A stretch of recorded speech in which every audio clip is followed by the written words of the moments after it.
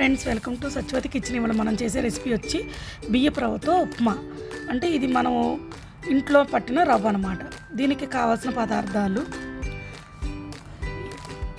పోపు దినుసులు, ఉల్లిపాయ, పచ్చిమిర్చి, ఎండుమిర్చి, పచ్చిమిర్చి, అల్లం, ఉప్పు, పల్లీలు, కరివేపాకు.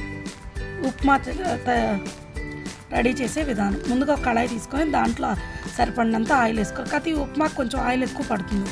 బియ్యపు రవ్వ ఉప్మా కాబట్టి కొంచెం ఎక్కువ ఆయిల్ పడుతుంది. ఈ ఆయిల్ కాగంగానే కొంచెం పోపు దినుసులు వేసుకొని దీనిలోనే పల్లీలు కూడా వేసేసుకోవాలి. పల్లీలు కూడా వేసుకొని ఇవి కొంచెం వేగనివ్వాలి.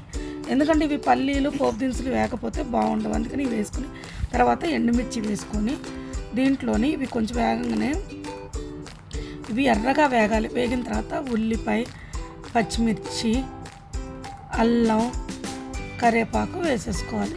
ఇవి కొంచెం వేగనివ్వాలి. ఉల్లిపాయ మాత్రం పచ్చివాసన పోయే వరకు బాగా ఫ్రై చేసుకోవాలి. ఇవి కొంచెం వేగిన తర్వాత మనం దీనికి సరిపడినంత వాటర్ వేసుకోవాలి. మనకి ఇప్పుడు కర్రీ లేదనుకోండి, ఈ టైప్ చేసుకుంటే మనకి కర్రీతో అవసరం లేకుండా తినేయచ్చు. ఇప్పుడు నేను ఏంటంటే ఒకదానికి 2 గ్లాసులు వాటర్ లెక్క అనమాట. అంటే మనం తీసుకున్న ఎంత క్వాంటిటీ తీసుకుంటే అంత. నేను తీసుకున్న దానికి 1:2 వాటర్ అనమాట. ఇక్కడ సాల్ట్ పెట్టి మిస్ అయింది ఫ్రెండ్స్, సాల్ట్ కూడా వేసాను నేను.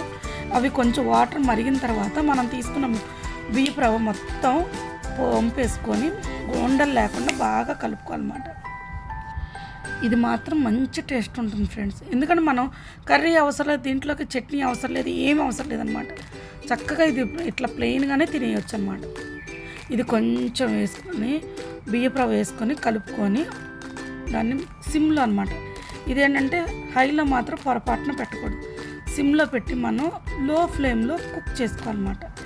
ఇది ఎంత లో ఫ్లేమ్లో కుక్ చేసుకుంటే అంత బాగుంటుంది.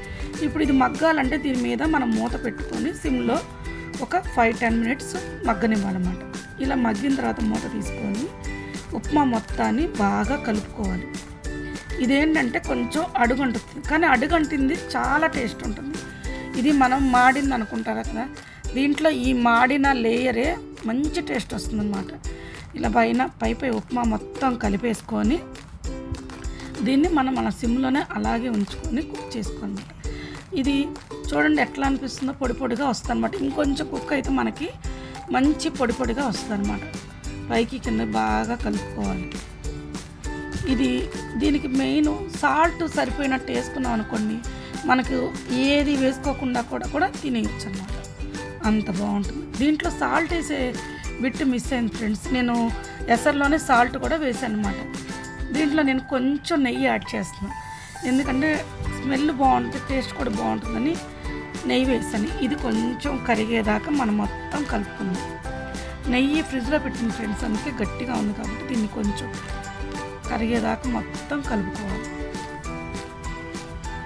మొత్తం పైకి కింద కలిపామనుకోండి, దీనికి మన ఇష్టం ఫ్రెండ్స్. దీంట్లో జీడిపప్పు అయినా వేసుకోవచ్చు, కొత్తిమీర ఉంటే కొత్తిమీర కూడా వేసుకోవచ్చు. నా దగ్గర కొత్తిమీర లేదు ఫ్రెండ్స్, జీడిపప్పు కొత్తిమీర లేదు కాబట్టి అవి 2 స్కిప్ చేశాను. ఉన్న వరకు వాటితో చేశాను అనమాట. ఇలా చేసిన టేస్ట్ బాగానే ఉంటుంది ఫ్రెండ్స్. ఇలా మొత్తం కలుపుకొని మనం ప్లేట్లో సర్వ్ చేసుకోవాలి. ఇంతే ఫ్రెండ్స్, బియ్యపు రవ్వ ఉప్మా. నా వీడియో కనుక మీకు నచ్చినట్లయితే లైక్ చేయండి, షేర్ చేయండి, సబ్స్క్రైబ్ చేయండి. Thank you friends.